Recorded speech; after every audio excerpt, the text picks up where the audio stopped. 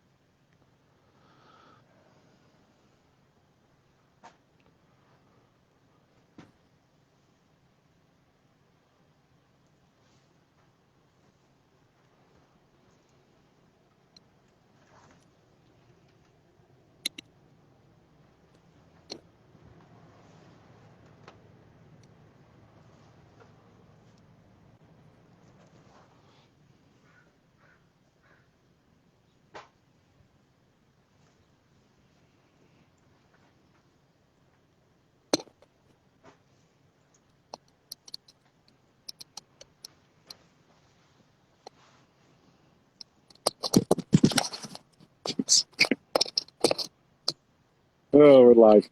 We're live. That's how it works.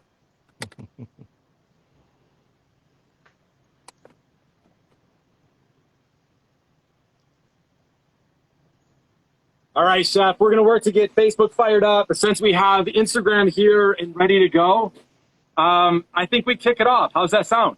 Sounds great. That's great. So, Chef, I couldn't be more grateful. We have the one night, I think, that exists where it's not raining in the Pacific Northwest and it's not raining in Grand Rapids, Michigan. What a miracle is that, right? That's astonishing, yeah. Although I will say with climate change, we are certainly in a different temperate zone than we used to be, for sure. Oh, it's amazing, isn't it? It's incredible how things have changed.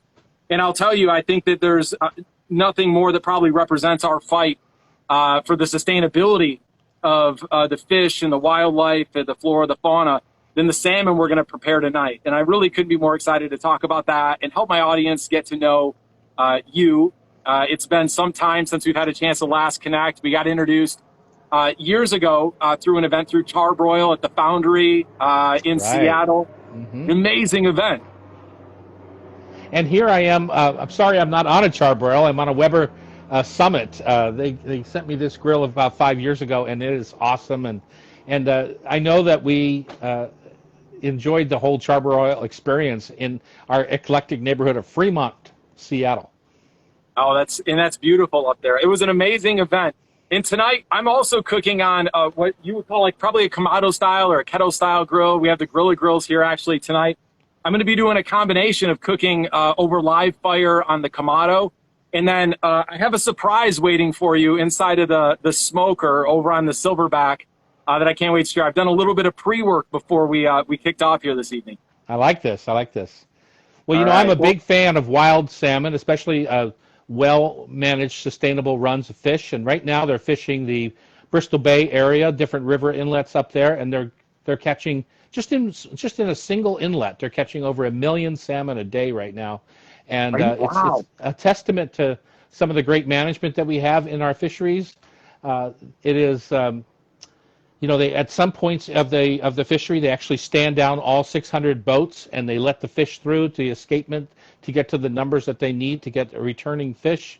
And if anyone wants to know more about the wild salmon cycle, I had produced a movie called The Breach and The Wild, and they're both great tutorials on how important it is to create a managed fishery here, not only for us chefs and restaurateurs and having things for us to sell and stories to tell, but also for the people that live up in Bristol Bay area, for the fishermen, because if we don't create an economy around this fish, and by economy I mean fishermen canning it, cleaning it, shipping it, selling it, cooking it, all that is an economy around this fish. If we don't create that economy, the locals who still need to feed their kids and send them to school are going to choose copper and gold mining, which is an option for them up there.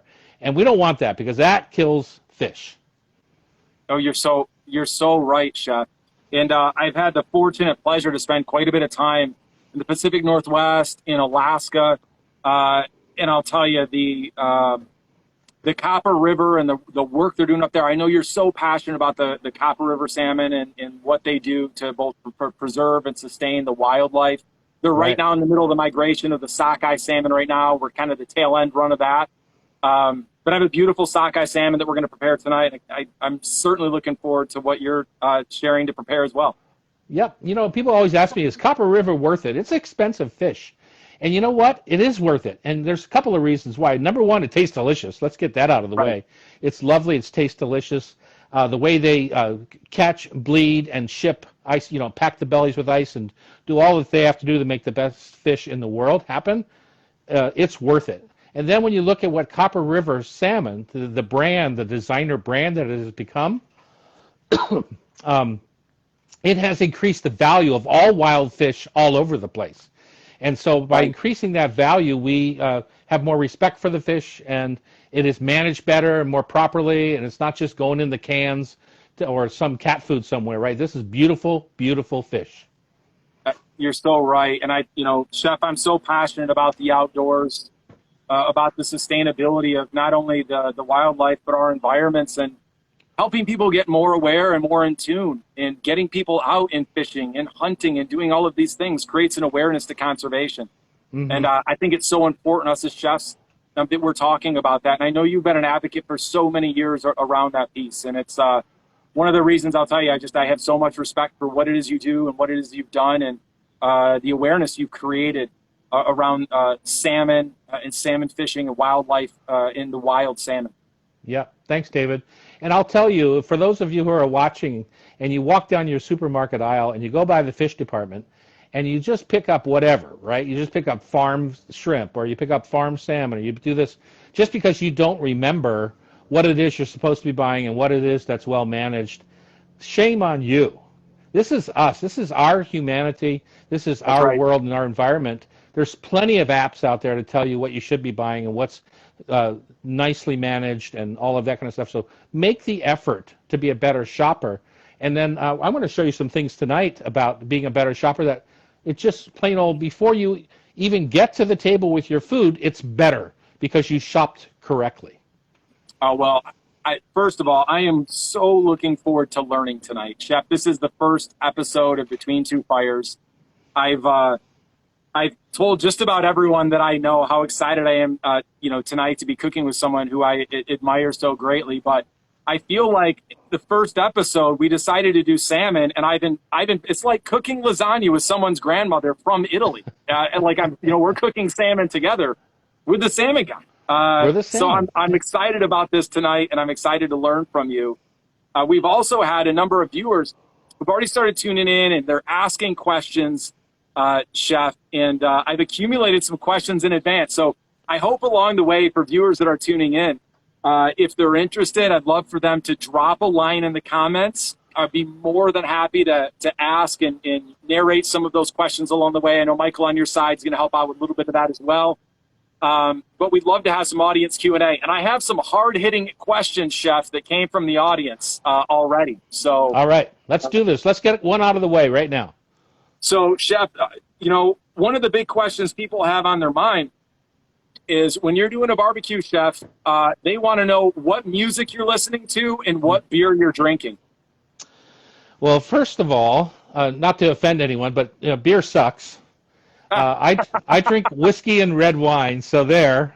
Okay. My idea of a day off is getting my rotisserie attachment out, putting a few ducks on it, putting a nice pan of Yukon Gold potatoes underneath the ducks, watching them turn for 4 or 5 hours while I'm sipping on a whiskey, and then I break them down, crispen the skin, open the Barbaresco, and head to the dinner table. So that's my idea of a day off from cooking. So,